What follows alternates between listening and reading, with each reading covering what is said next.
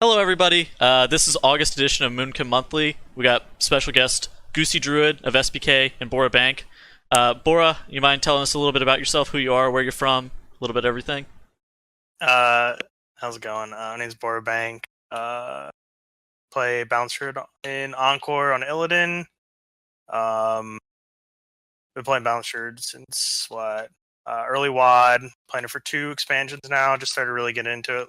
Legion. Um, that's it. Sweet. So thank you for coming on. Goosey, where are you from? What you got going on? I'm in Strawberry Puppy Kisses. I'm an expert in the Druid Discord, and I helped write the DreamGrove.gg Balance Druid guide. I started raiding as a Moonkin in TOS. All right, and then we got co-host Nick. Nick, do you have Hello. anything to say? Not really. Not really? Nothing to say? Nah, Nick Druid, DEO next year, as usual. The dude. Hell yeah. So how was Gamescom? Pretty good. Met some nice people. Hang out with a lot of streamers. Some people from Blizzard. It was really nice to meet them, I guess. Yeah. All right, and as always, I'm Tettles. If you don't know who I am, I write the Wowhead guide. I'm a moderator in the Dream Grove. I make YouTube content on this channel, and I play Balance Druid in AK. So today, we're really going to cover how Balance is doing in Battle for Azeroth. So Mythic Plus, Raid, a little bit of everything. So just to jump into it, we're going to start with how Battle for Azeroth has been in terms of gameplay. So just to give some kind of context, we've been doing Mythic Zeros, Heroic Dungeons, farming Azerite, world questing, and leveling so far. So Goosey, do you have any thoughts as to what the beginning of the expansion has been like since it's your first expansion? It's been pretty fun. It's kind of sucks to go from having 40% haste all the way to like 10 or even 5. But like besides that, it's been pretty good. It's pretty exciting with all the new content. So what's some of your favorite content so far? Oh, definitely the island expeditions. Wait, you actually like Island Expeditions? Holy shit. Oh no, I hate them. Oh, oh, I didn't realize it was a meme. The dungeons are probably the best part, at least so far, because raids aren't out yet. But yeah, dungeons are pretty fun. So Bora, what have you been thinking about the dungeons so far? I think most of them are pretty okay. I think it's going to be pretty interesting to see what everyone's doing in terms of like optimizing your dungeon groups, and things like that, with the reduced threat generation, with the ability to kite so much, but like not always having the damage to kite as much as you used to be able to. So I think that's going to be pretty cool to see. I don't like them as much as I did in Legion. I thought the Legion dungeons are pretty well balanced. There was a couple glaring issues here and there. But I do like a couple of them. King's Rest being probably my favorite dungeon, and followed by I like Waycrest Manor a lot as well. Mm-hmm. I like Shrine of the Storm. Those are my 2 favorite dungeons at the moment. I think Shrine of the Storm is pretty cool. So what do you think about the dungeon design? Do you think they're... I personally think they're worse than Legion dungeons. You kind of touched on it too. You think they're worse as well? Okay. Just from a mechanical standpoint, especially in the horde favoritism, obviously everyone heard about doesn't really affect Moonkin, but they heard about the Belf change, and they proceeded to make Belf even stronger, right? Because you don't even need the silences, you just dispel what's on there. And I feel that's kind of a pretty crappy design, but it's a little late for it now. I wouldn't be surprised if Belf got nerfed, but again, that's really not a Druid's work. Obviously, Belf's. Mm-hmm. So what have you guys been thinking about world questing so far? So obviously the reputation grind's been pretty big. Getting honored, revered, and exalted is being pretty big so far. I've been doing mostly only Azerite world quests plus like Champions of Azeroth stuff. What have you guys been up to? You guys been grinding, or you guys been like just doing AP, or like what? I've been mostly just doing champions. Some AP when I feel like it. Moonkin is pretty sick though at world questing because you can just pull the entire zone and just treants, just AoE it all down with Fury of a Loon. So what do you guys think about the new war mode change? Because that's a new change in Battle for Azeroth. So do you think that's like a good change in terms of like world questing and world PvP and getting everybody out into the content? Do you think that's like a good change, or do you think that's like one of like a bad change at all? I think it's good for the game. It makes the world feel a lot more alive. Mhm. I don't know. PvP is a lot more fun than I thought it would be. I mean, when I'm winning, I guess. When I'm losing, world PvP sucks. But Goosey, you always lose world PvP. Ever since I lost the 40% haste incarnation, yeah. Before, with the 40% incarnation, you could just turn on a guy, just one-shot him. So what do you think about the whole Azerite system and like the artifact power system that was built on Legion? What neck level are you guys requiring, Nick? Do you know yet? 23, I think, on mains and alts. Okay. Maybe a bit less on alts. So what do you guys think? What do you guys think about that system? Because I know they're having the artifact knowledge stuff come in, and it's been pretty crappy. I'm not gonna lie, the artifact knowledge system has come in, and that's a pretty dumb system because it's going to like force you to like sit like pretty low on AP at the very beginning and like sit on all your world quests and stuff, and then farm as soon as you get the artifact knowledge in the day after, as opposed to being able to like get scaled correctly. But yeah, that's so dumb. it feels really bad just to lose artifact power that you've gained. I mean, you don't really lose it, right? Cause No, you lose it. Max- It's gone. Like no, why? You are at The the same maximum- percent. Yeah, you're at the same percent. You don't lose anything. but I you're saw losing. this- I saw this But you're not. argument. So you're losing like so. So say you're at like 23,000 out of 30,000 artifact power. You're at Yeah. the same percent, but you're going to be losing like I don't know, like 4,000 or 5,000 Well, artifact well, power. No. let's talk about 1% AP into the level versus 75%. Okay, so me and you both are at these points on Monday night, and you go, we're at 75%, and you go, well, I want to hit the next level, so I'm going to grind islands. So you spend 30 minutes, you grind islands, you hit, let's say 19, 20, you're 1%, and you go to bed. The next day, I wake up and I lose, quote unquote, my Azerite power, but all I have to do is do exactly what you did, and I'm caught up. You're not like losing the Azerite power, you're losing. You actually need to do you're less. like- Cause Yeah, you're not going to be doing as much. Exactly. It is technically, it feels bad, it looks bad. It's not the worst system in the world. I would have rather had it the other way. Yeah. But as long as you're not losing the level, you can't Yeah, lose you're the not. level. You're it's not possible. losing the level, but at the same time, you are losing artifact power that you have already gained. Yeah, even if it makes no But- difference.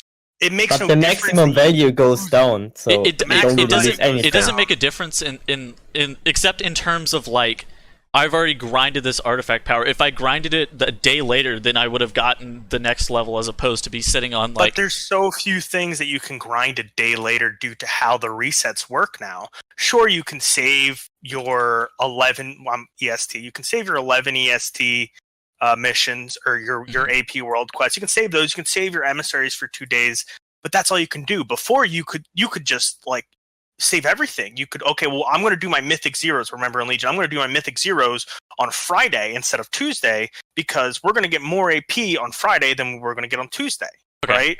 Because there's a weekly reset. It's not as bad as it was. It was Okay, definitely. yeah, okay. a lot. You're right. It is not as bad as it was because of how that system worked, but I do think it's still not a great system. I think there's a better way of agreed. doing it. The other way would be way better, yeah, I agree. The other way around. So, how's anybody feeling about the storyline so far? Anybody care about lore here? It's a pretty interesting story. I don't know if you guys pay attention to it, but I normally do, at least the Horde side. It was kind of a little for a bit, and then once you get to the end of it, we have a much better conclusion than the Alliance do, as far as I understand. Okay. Like, we get this whole thing where we make the deal with Bwansamdi, and then it's foreshadowing for the next raids, and then they, like, he pretty much loses the battle, but, like, he wins the city. It's a pretty cool story, in my opinion. Personally, all I know is Mithrax is very scary and very big. Oh. That's about all I learned from the storyline. I don't know anything about the lore, and I haven't really paid attention to it, so I don't really know. Same. I'm so bad, dude. Yeah, basically what happened is You do all the storylines. The only storylines that really matter, actually, they all matter, right? But let's focus on Vol'dun and we'll focus on Zuldazar. In Zuldazar, you're fighting for the Loa. You're trying to get all the Loa back under control after all the corruption going on within his ranks, right? Within the high ranks of the Zandalari Council, the Zanchuli Council, and over time you figure out, okay, wow, they're actually corrupt. Who would have thought? Zul's in a raid instance and he's bad. So you get there and he kills his Loa. So what happens is Loas put power into people. And only one person can be a Loa's conduit. And Razan was the king's conduit, and Razan's a really powerful Loa. So he now has no power after they kill Razan. So he goes, well, Bonsamdi, let me help me out here, bud. Give me some power, man. And I will tell my daughter she has to serve you after I die. Does he say it like that? Help me out, bud. Give me some power. Yeah, he's basically like, Bonsamdi, make a deal with me. Like, I will serve you in life and death. You will be the Loa over all Loas. And then the only thing that really matters with the Vol'dun storyline is Mithrax came back, and that's all that matters. So the Mithrax and Zul's been pulling all the strings. Nazmir, he's been pulling all the strings in the Zanchuli Council with General Jack Rosette, and he get Mithrax back, and Mithrax breaks the final seal, right? And that's the Do we actually know what the seal is for, though? Yes, the seal contained Gahoon. Oh, okay. So much like Ulduar, the seal in Uldir was broken by corruption, right? Mm-hmm. They just fucked that up. Like, he was just like, well, I'm an old god. I'm going to whisper in everyone's ear. I still have influence even if I'm trapped in a prison. And that seal just breaks. When you're doing the quest line in Vol'dun, that seal breaks as well throughout the quest line with the reviving of Mithrax, and then with the Bloodgate, he breaks the final seal with the obliteration blast. Okay, that's a pretty good story. I thought it was. Yeah, I think that's pretty decent. I probably should pay more attention when leveling. I literally just sit there and I turn my brain off and just get me through this, please, Lord. Yeah, that's what I was doing on beta. Is I was kind of reading the quest text and figuring things out. And on my second playthrough of my tune, I watched all the cutscenes and things like that. So, and my first tune, obviously, you just rush. About it, you rush it out. Yeah. Yeah, I'm currently leveling my third tune right now, and it's actually my brain's melting every single moment I'm leveling. I mean, not much to melt, dude. Yeah, it's a lot better with people. My opinion. Alright. So now moving on to some more balance specific stuff. So what are we thinking about Moonkin and BFA so far? So just to kind of preface this, there's been a lot of outcry in the Dream Grove. I know that I've been reading it every single morning I wake up. I'm another person's coming in linking stack rankings from SimCity, linking this Noxic crap or whatever, talking about how Moonkin is the world's worst class and is doomed and we should all re-roll and everything else. So with the Azerite system, our DPS, our sustained AoE, how do we think the class is being balanced so far, and what do we think about the class? So Goosey, you can start us off. What are you thinking so far? I mean, Moonkin right now is a little mediocre in single target and AoE. It's a little below average. On single target, it's about average with the right traits, but it's kind of bad to be so reliant on traits. It also lacks any burst at all, which means in Mythic Zeros, where everything dies quickly, it lacks any damage. That's why people think it's so bad. So do we think... Okay, so I know what I think. So I think Balance, generally speaking, has very little burst AoE, and is being overshadowed by other classes, such as Windwalker Monks, and pretty much all the other, very good, quick AoE classes, like Outlaw Rogues and everything else. Do we think that Balance is just a byproduct of doing this lower level content like Heroic Dungeons, Mythic Dungeons, Island Expeditions, and not having this burst AoE option? Do we think that the sustained AoE is going to even be keeping up? I personally don't know about Mythic Plus and stuff like that, because in Legion, Balance was probably one of the best Mythic Plus classes. But do we think that long term and long sustained AoE is going to be Balance's strong suit, or do we think that Balance is in a pretty bad spot overall right now? I think with current tuning, even our sustained AoE is pretty lackluster, considering we have no other burst. So I think it could use a small buff. But it's not the end of the world like people think.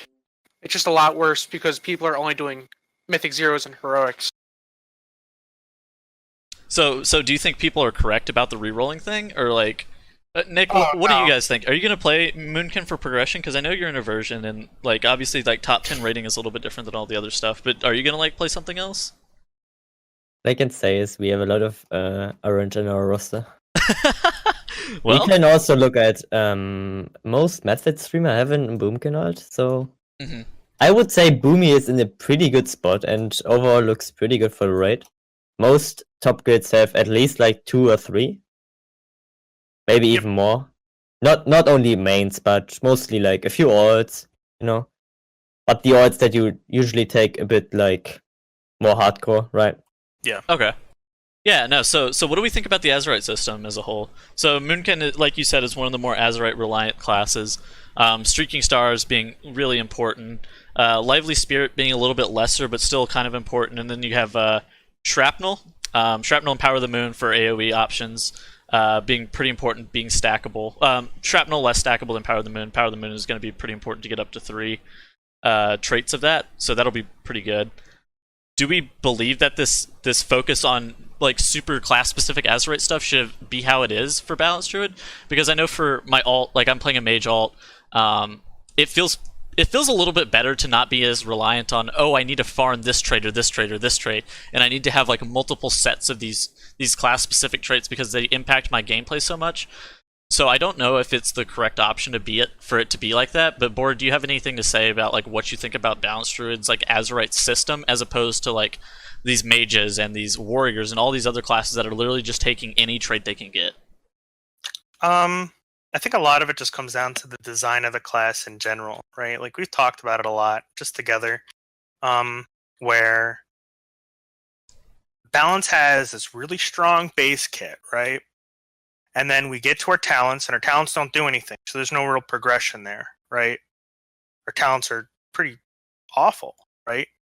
So then we have good base kit, bad talents, so we're not really going anywhere. We're kind of like plateauing at the talents, and then we hit another spike at Azeroth, right?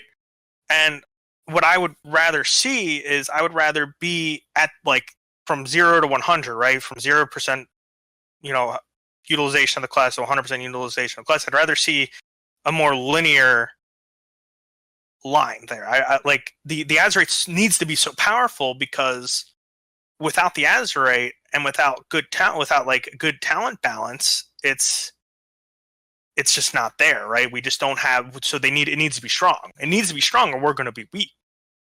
Whereas most classes, they start. Let's say they get up to 25% with their. They get up to 33% with their base kit. They get to 66% with their talents, and then get up to 100% with their traits. I'd say we get up to like 45% with our base kit. We get up like 10% with talents, and we get another 45% with our traits.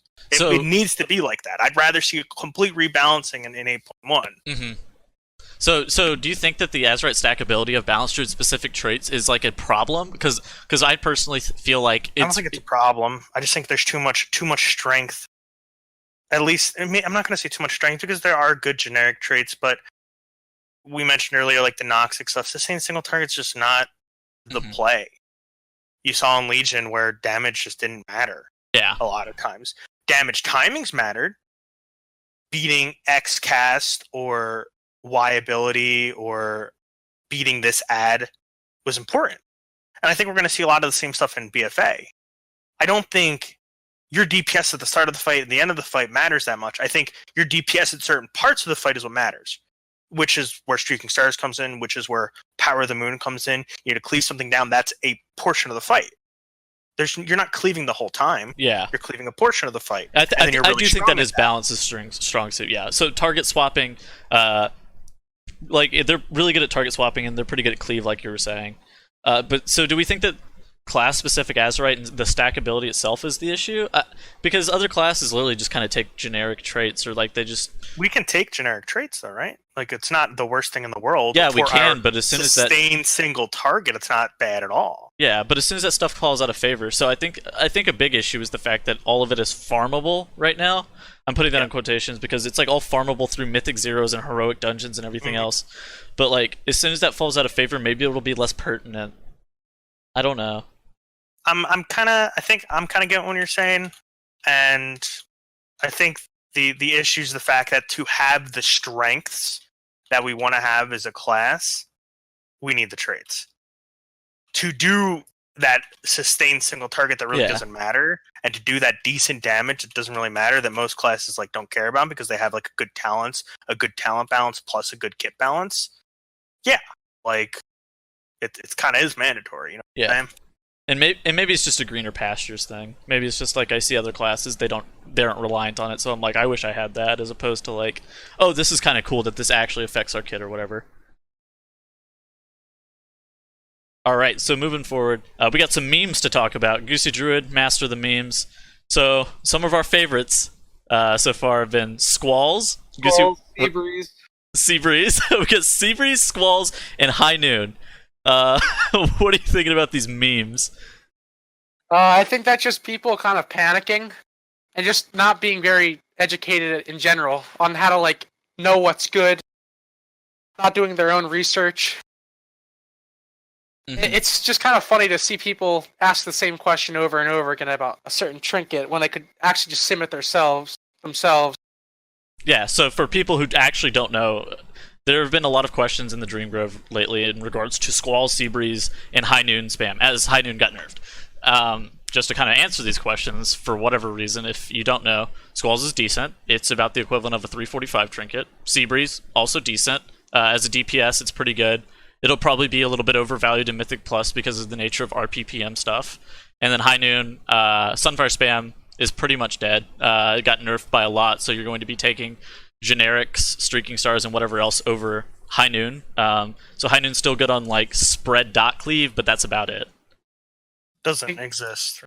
Keep in mind, High Noon. It would be good on a fight similar to Dogs and Coven, where you're dotting a fair amount on 2 targets. I mean, it does exist, but it's very rare, right? It's only in raid. High Noon being nerfed is good. It makes it way easier to balance our spec. Yeah, agreed. Before, with High Noon being so overbearingly strong, it means they have to balance us around having no downtime no matter what. That's hard to balance. Yeah. Okay. So speaking of balance, like, what do you guys think about how Moonkin is balanced? Do you think it's competitive, or do you guys think it's trying to hop off the train, as they say? I think it's okay right now. You think it's okay? I think it's pretty good. Definitely. I think I'm gonna play it. I think I'm definitely gonna play it for raid. I don't know. I've been playing Mage more and more lately. I'm just trying to get a feel for it, but I do think Moonkin will still be viable in terms of its damage output. Yeah, I think it could use a small buff, but even without it, I think it's good. If you have Streaking in Uldir, Streaking is extremely strong in Uldir because half the bosses have like damage amplification phases where they just take bonus damage. And when you're already bursting for like 30, 35k in like heroic Uldir gear, and the boss is taking double damage, you're gonna just do a lot. That's extremely important. Yeah. Alright, so moving forward, we got Mythic Plus to talk about. So Balanced Druid was one of the premier Mythic Plus classes, as most people know, one of the Flavor of the Month Mythic Plus classes. So what do we think about how it's looking going forward into Mythic Plus? I know Bora and I did more Mythic Plus than Goosey and Nick here, so we'll probably be more to talk about that. But so do we think our power in Legion is on par with our power in Battle for Azeroth? So personally, I do think Moonkin is a little bit weaker overall, but I do think it has its strengths. So first off, I think Trents and the Tier 15 talent Force of Nature have pretty good use in Mythic Plus moving forward, especially since they're pretty competitive with the rest of the talents on the Tier 15 row. Additionally to that, I do think Solar Beam has taken higher priority with the nerf to Arcane Torrent. So Arcane Torrent is no longer blanket silence, so you have, in general, less silences. So classes like Vengeance, Demon Hunter, and Balanced Druid with these AoE silence fields will generally have a little bit more higher priority. In regards to viability, I do think that will also come down to a little bit in terms of like how good our damage is. So our talents don't really matter as much, so this is pretty good for us. Like, this is shaping up to be pretty good since our talents have less importance. But however, it does require our damage on the base kit to be pretty good. So, Bora, what do you think about traits, though? Because this is something I've been kind of on the fence of. I don't know where we stand in terms of what traits are we looking for going into Mythic Plus. And with Mythic Plus being released in a week, it's kind of important. What do you think about it? I'm a pretty big fan of the engineering helm. I'm not gonna lie. I think that's a pretty good hybrid option. So which one? Synaptic Spark Capacitor or Barrage of Mini Bombs? Spark Capacitor does more single target, and as long as it's going to be a little weird on Infested. On Infested, you might be taking something else, but because of how Infested works, and I have to deal with it, you have to like CC mobs more. You have to drag mobs out more often. It could go on the wrong mob, things like that. It's kind of like the old that trinket from HFC that the Arcane Mages used. Doom's Prophecy of Doom, whatever that was called. Oh yeah. I know what you're talking about. They popped on their little, or they dropped it on pull. If it went on the wrong, if it went on the wrong target, they just cried. If it went on the boss as opposed to their prismatic crystal or whatever the fuck it was, they were just AFK. Yes. Yeah, basically. I don't think it's that serious, but it does a decent amount of single target. Other than that, I've been thinking about this for a while, and I just think you just go with Lively Spirit. I don't see really any other option because it's just going to be a secondary cooldown for you to use. Yeah, and you know, that's about where I landed too. But then I've also been like throwing around some ideas in my head, and Goosey and Nick, you can step in if you guys think that I'm missing something. But there is also option for some mix of Streaking Stars and Streaking Stars and Lunar Shrapnel mixing. Streaking Stars obviously being really good for single target, burst single target, and then Lunar Shrapnel being really good for stacked up AoE.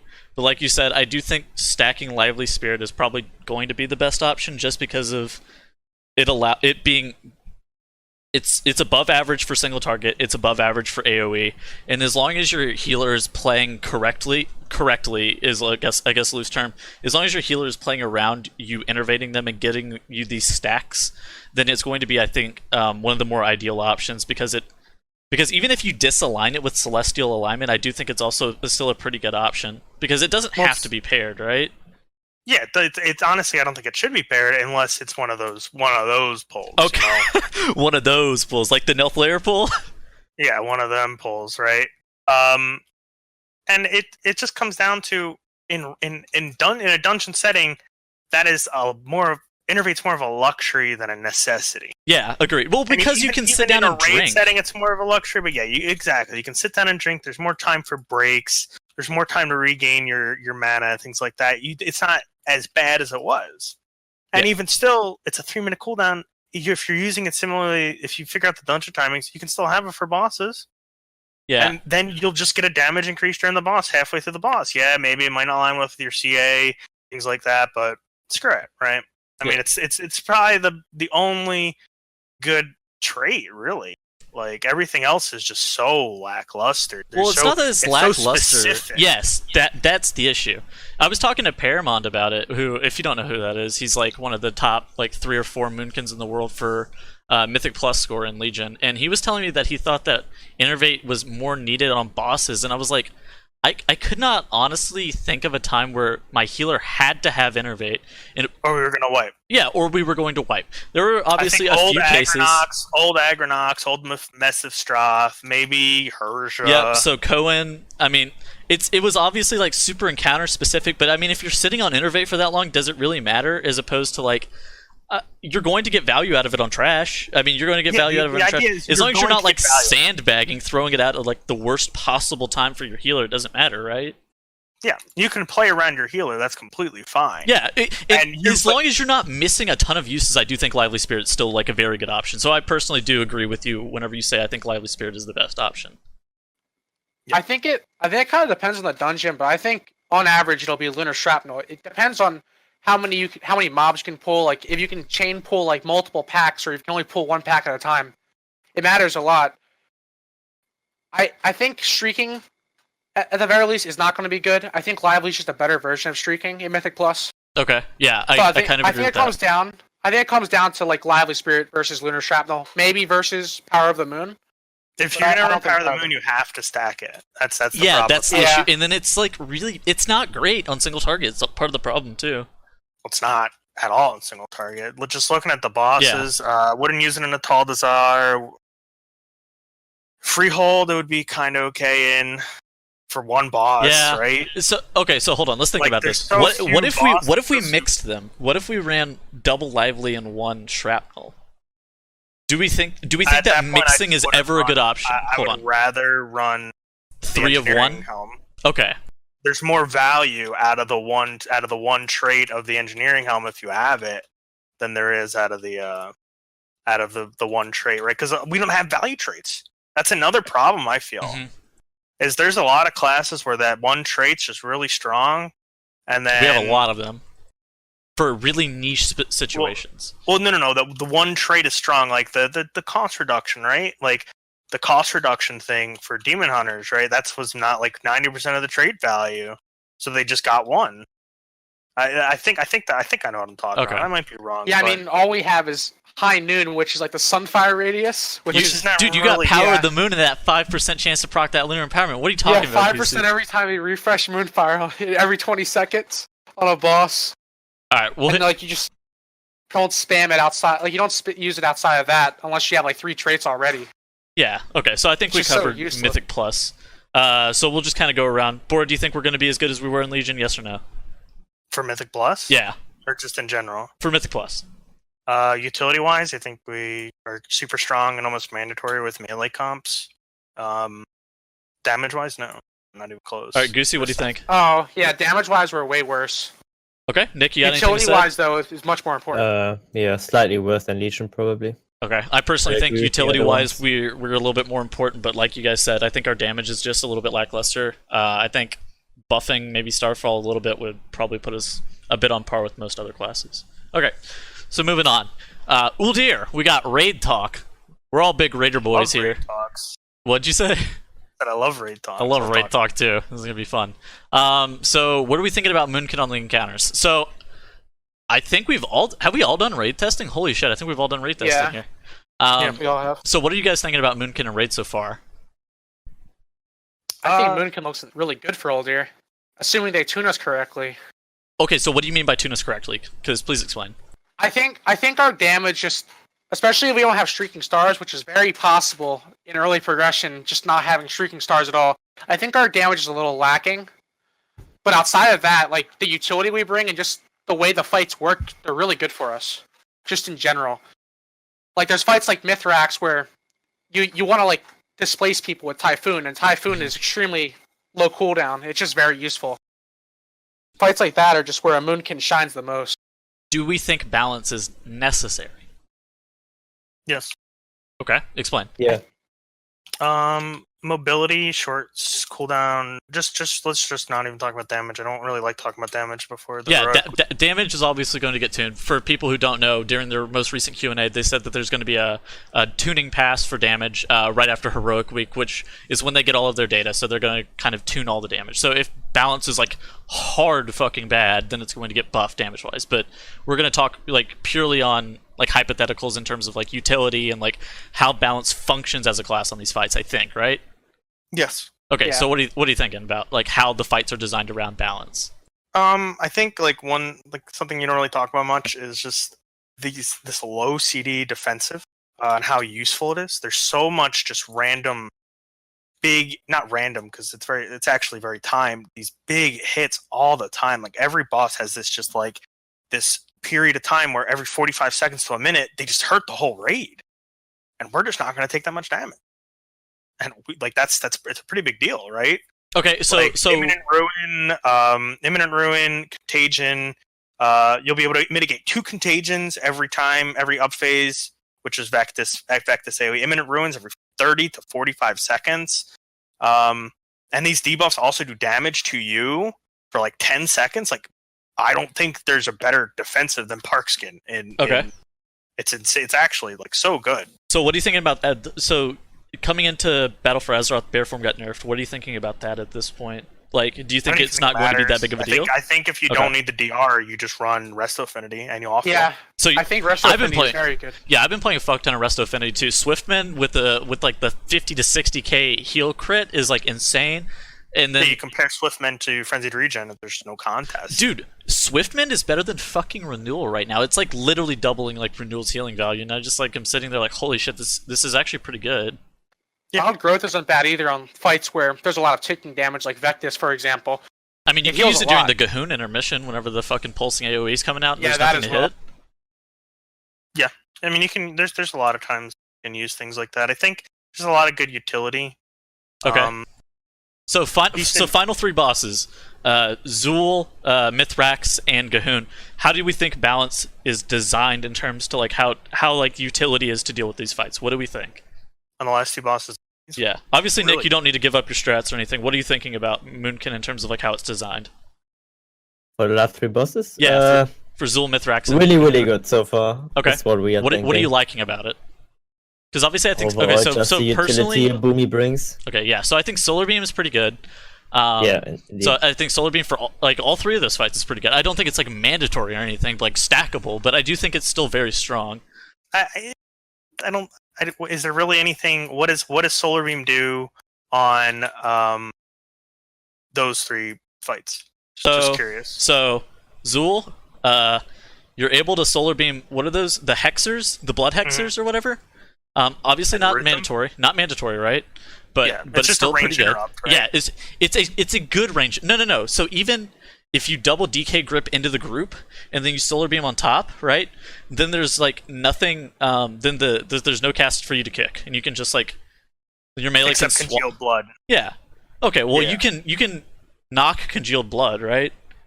That's okay. Pushed on it. I Yeah. was thinking. Bash. Yeah. You thinking Bash? Like- You know, okay. I was I running said Typhoon during raid Over testing. time. You saying Bash actually makes a lot more sense for me. Okay, Mithrax, the little ads, they're if you get them stacked up close enough, obviously you can just like monkey the fuck, like cleave them down. But Solar Beam is still going to be pretty good just for suppressing them for a little bit while your Did warriors and Solar Beam rogues. suppress the group? I actually didn't remember. It doesn't suppress, but it does interrupt. And if there, It does do an initial interrupt to the group. it does do an initial interrupt to the group. Yes. Okay, well then that's good. Yeah, so that's good. And then Gahoon, obviously you have those big fucking tentacles that you can interrupt. Obviously not mandatory. Not mandatory by any means, but still pretty good. Okay. So I do think Solar Beam is pretty good. Obviously you can solo run balls if you have High Mountain Tauren, Bull Rush. So that's Hell pretty good yeah. on Gahoon. Hell yeah, To be dude. honest, I think there's still better classes to do that job. Not Even arguing. if you can solo it. Not arguing, but Yeah, then yeah, here's a no, hot I know. take. I think some people are going to swap to High Mountain Tauren for Gahoon. Soul for life. I don't think so. At least I'm not going to. Alright, that's what you're saying now. Can't leak the strats, you know. Be a warrior or something. Yeah. Rogue Nick's halfway playing Windwalker Monk. Huh? Huh? No, I'm not playing Windwalker, but yeah. Alright, There's Leaky some Boy. funky stuff you can do. So yeah, so I think we're all on the same page as Moonkin's pretty good for the last 3 bosses, plus pretty good on Vectis too. So I think they will have a spot. Will they be stackable? Probably not. I think Rogue and Mage are both like Rogue, Mage, and Warlock are all 3 like a lot more stackable of a class than Moonkin. And then you have like your mandatory melee classes of Monk and DH for fucking raid buffs, which is a stupid Warrior. system. I don't even want to start. Yeah, Warrior. Which is a stupid system. I don't even want to start on that. Yeah, there's a clip of me trying to type in /cast Gifts of the Wild /cast, and I just couldn't find it. It's not there. Get fucked. I was the very first Heart of time the I logged Wild. in the Or beta. not Heart I of the was Wild. like, I was like, where is it? It's not Gift of the Wild. What is it called? Heart of the Wild. No, Heart It's, of the Wild's Mark different. of the Wild. Heart of the Wild was an ability. No, it's Oh, it's Mark Mark of the Wild. Mark of the Wild. Mark of the Wild. Yeah. We're all dumb. Yeah. I said Mark of the Wild. Okay, whatever. You said Gift of the Wild. Well, that's the AOE one. Mark of the Wild's the single target one. Oh. Okay. I didn't know. Apparently me and Tettles are dumb then. I fucking started in WAD, dude. I don't want to say. It's fine. All right. There So, was buffs in WAD though. anybody got anything to say about raid before we move on? Okay. I think we look terrible on Mother. Mother, dude. No, you just like Mother's just a fight of assignments. Like Catch me healing. not- Catch me healing. we Healing can with just resto not affinity. be assigned to that, and we'll be fine. I mean, okay, I can pump the boss or I can pump the ads, but I'm not actually going to pump any of them. I'm just going to be there to collect my loot. Swift bending. Swift With resto bending. affinity. Alright, anyways, memes aside. Alright, so what are Moonkin's biggest problems right now? If you have a solution, that would be pretty good too. So personally, I think Moonkin's biggest problems right now, we're too Azerite reliant. I think we touched on that a little bit earlier, but I believe that we are too reliant on stacking Azerite traits at the current moment, and our Azerite traits make up too much of our damage. Additionally, I think our talents have very little agency. I know this has been discussed before. In the current iteration, talents make up approximately 15% of our damage, as opposed to other classes, which make up about 25% of the damage. That makes us difficult to balance damage-wise overall, which is pretty good for the player and the class, but I do believe it creates fundamental issues in terms of balancing the class itself. Some other big problems that I've noticed: lack of burst AoE inside of cooldowns is pretty fucking annoying, and that's me being kind. I don't understand how balance is one of the only talent problem. But I don't understand how balance is one of the only classes without any burst AoE, even while popping cooldowns, right? Mm-hmm. Okay, so do you have any? Do you guys, did I miss something, Bora? Do you have anything else to say about that? It's just a talent issue. Like we've been over it a couple of times. It's just saying the same thing. Like there's the meme in Encore where I scream ranged Bladestorm every time I pop Fury of a Loon, and it does And nothing a quarter of the happens. damage. What does that mean? And you compare, and I'm trying to compare like Fury of a Loon to actual Bladestorm, and which is just the base talent, which is just a base spell versus a talent, like with I think a shorter cooldown. What's the cooldown of Bladestorm? I think they're both a minute. Yeah, They're both a minute? I have no idea. And then one does like imagine if Bladestorm, imagine if Fury of the Loon just put Moonfire on everything, like things I mean, like that that. seems more useful than what it actually does. But that and if we would, Fury of the Loon would be the equivalent of Bladestorm if we put Moonfire on everything and did like twice the damage. And it's just kind of. I mean, I do think Fury of the Loon is a bit more subtle in terms of what it does, because it does give us astral power over 8 seconds. However, it does do trash damage for being a talent, right?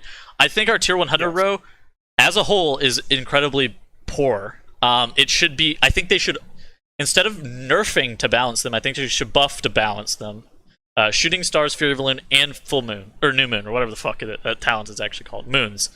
I think they should buff them all to the point of them being a little bit even, where New Moon is a little bit better on single target, Shooting Stars is a little bit better on like 2-3 targets, anything spread, maybe competitive-ish on single target if you have a lot of downtime or whatever, you can't cast moons, and then Fury of the Loon being for concentrated AoE, burst, and like whatever else, right?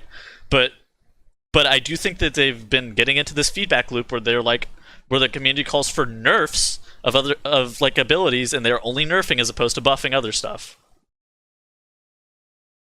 Yeah, I think there's also just no real choice between all the talents anyway. They're just like all very similar in how much damage they do. Okay, Just in general. so having all 4 of us having written guides for this expansion so far, what do we think about the talents themselves? I know that whenever I was making YouTube videos in the Wowhead guide, I had a general talent setup, which is Warrior Valoon, Star-Lord / Incarn / whatever you want on that row, Twin Moon, and Fury Valoon, which will be my literal go-to for every single fucking situation like imaginable to man. And it literally does not matter what else you're doing. So Nick, what are you thinking about like this inability to even swap talents? It's really I don't know. Compared to Legion, it's really lackluster overall. But even in Legion, it was like kind of. I mean, Legion, we were caught in a rut of builds, right? We had exactly. We had dad build, and then we had like standard, like normal build, and then we had AoE, right? And then it was those 3 builds encompassed everything, right? Which was like, is that better than what we have now? Yes. Okay. Because like we got to think legendaries and Azerite traits, where the builds were static for the most part, but the traits in the legendaries were not. Okay. And I like that a lot better. You could pick everything, but it all sucks. I mean, you can pick everything, but it all sucks. I'll title it that. Yeah, like it's just really disheartening when you forget. Like the joke is, you forget the sim. You doing the talent comparison, you forget to put any talents in on the very first one, and then you only lost 11% of your damage. And that's just pretty crappy. I really dislike that. Yeah. when you do that to other classes, 20 something percent. Yeah, no, it's stupid. And the only meaningful talent at the end of the day is Twin Moon. That's the only meaningful I talent. mean, that's the only one that is like, oh, this is the most important. The fact that Twin Moon is by far the most important talent out of any of our talents is pretty just stupid to me. Because, like, it makes the class playable. I don't know. It's stupid by design. Tier 100 talent row just is so depressing how little it matters. They're supposed to be like the ultimate abilities we have, and they just don't do anything. They mean so Tier little. 100. Okay, so how I've always understood it is Tier 100 talent rows are supposed to impact your rotation and complete like how you play the class. But then you look at Moonkin's Tier 100 rows and you're like, what the fuck are these for? You have like the terrible new moon that just is so much worse than Legion. What are you It's trying like to in say? a wheelchair or something. What are you trying to It's say? Terrible. It doesn't scale with targets. It's just. Okay. It's Hold so bad. on. One thought. I think I'm gonna play New Moon this week during Mythic Plus because I think it's pretty good on burst. No. I think it's good. I think it's good for 45-second fights. Do you have Streaking Stars? Then it's probably not worth it. Okay. Do you think it's not worth it? I mean, so I think it's good for 45-second fights because it's all front loaded because you start off with 3 charges, right? Yeah, I And mean, then it's not eventually on the it trash eventually pack normalizes before. out, but If you use none on the trash pack before, yeah. But okay, who cares? I mean, okay, okay. Just to give you a little bit of insight, I'm in a 4 druid group and we don't do any trash. We stealth skip everything. oh, okay. Yeah, we don't. So it's literally just boss fight. So yeah, Yeah. probably New Moon. Could Well, be everyone decent. everyone was Moon's really saying good there. so. If you have Streaking Stars, is kind of the issue there because the damage you're going to get from taking New Moon versus just alternating, like casting a full moon. Like, you real there, bud? Like, you know how many wraths you could have fit in there? Bora. But you have to think about the value of casting the moon onto the target. I know, but like, Streaking Stars is so dumb. How much damage does a half moon do and full moon do? Exactly, not enough. Versus your Yeah. wrath, instead of doing 3k, is now doing 12k. Yeah, exactly. I agree. I don't know. Your 1 it's second stupid. GCD is doing 12k damage, and that's assuming neither of those things crit, right? Yeah. If Shrieking Stars crit, if both of those things crit, that's 6k plus 18k. Mhm. Like, you're 1 second global doing 22,000. Yeah, exactly. I don't know. So I get balances issues. Our talents don't have agency. We're too Azurite reliant. Our base kit's too strong. I mean, you can't even say base kit's too strong because, like, you gotta look It's at the too whole strong picture. relative to the whole kit, right? Yes, I mean, yes, there we go. it's yeah, not yeah. too strong. I mean, okay, yes, Balance you're isn't right. too strong of a class. No, like, it's just Yes, they yes, put yes, too yes, much yes, yes. power in with the eclipse and things like that, and oh my god, all these cool changes. And then they were just like, well, we don't know how to balance this, so we're gonna get rid of stellar empowerment, and we're not gonna change your talents. I thought the good removal of luck. stellar empowerment was a good idea, though. I still think it's a good idea. I think that just needs to be Yeah, properly I balanced. think Starfall is a fucking trash ass ability, and they overbuff dots.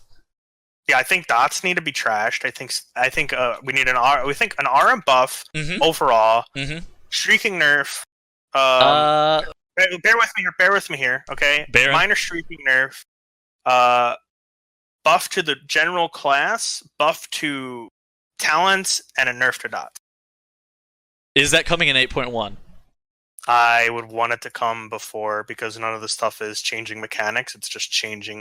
It's just turning a dial. Is right? that too much, though? I don't think they would make that many changes. Right Well, no, I you would agree. just go. No. But what happens is they go, we've increased the aura on these spells by 10%. Okay. We nerf the aura on these dots by 20%. Okay. And that's how. I mean, I'm just throwing out numbers because I don't know. Of course. what it would be. I'm not writing this down on my notepad and saying, okay, Yeah. Bora. And then streaking stars is nerfed by 10%, right? And like Okay. that's what you. Would That sucks ass to nerf Streaking Stars, but yeah, it is pretty strong. I would like if they But buff. imagine if like you get the Zekvaz and like you group everything together and you piss FOE and the full damage did more than anybody else together. Your And you ranged feel blade really store, good. dude. Right? Yeah, and you feel really good about yourself. And then you get to the point where they go, okay, well now New Moon's actually does damage Yeah, again. even I though think it's your second off of design. it. Yeah, I think your design, like you said, would also make us would increase our viability in Mythic Plus. I think burst damage profiles in general are better for Mythic Plus. Plus, we also have sustained AOE in the form of Starfall being our main AOE spender. Like all you need to do is buff everything except dots and streaking stars. And honestly, Agreed. if they imagine if they nerf streaking stars and then they just go Sunblaze, you get a 300% buff. Dawning Sun, you get a 150% buff. And then I think they need to rework Power of the Moon High Noon personally too. Well, that's not happening now. I mean, of course. That's why, it's not really something to talk about. All right, but yeah, it's just the idea of like you need, no pun intended, a balance of abilities and spells and traits and talents. You can't just have 45%, 10%, 45%. That was a fucking dad joke. That's why I preface. All right, dudes. So I think that's it. I think that's it for the August Moonkin Monthly. So where do you guys want us to check you out? Borabank, where can we look you up? Icy Veins, where else? You can check out the guide at Icy Veins. Has most of the information you need for coming into Old Deer, including a boss by boss guide, talents, and everything will be going up. You can also check my work out at dreamgrove.gg. I'm sure I'll be working on the talent guide with the boys over here. Indeed. And then twitch.tv/Borabank. That's it. All right, twitch.tv/Borabank. GoosyDruid, where can we find you, brother? Balance Druid, dreamgrove.gg guide. Hit me up on Area 52 US WoW servers. Say hi. Horde only. Yeah, Horde only. GoosyDruid Area 52. Exactly. Okay. And Nicholas, where can we find you, brother? Dreamgrove.gg, helping out writing guys, helping out any posts, and usually in the Discord too. Yeah. All right, perfect. I'm going to link our Patreon, our Discord server, my Twitch page, twitch.tv/Tettles, down in the description. I'll probably put timestamps in regards to all this stuff. That is Moonkin Monthly for August. Thank you all for checking it out. Thank you all for coming. I appreciate you all. Thanks, guys.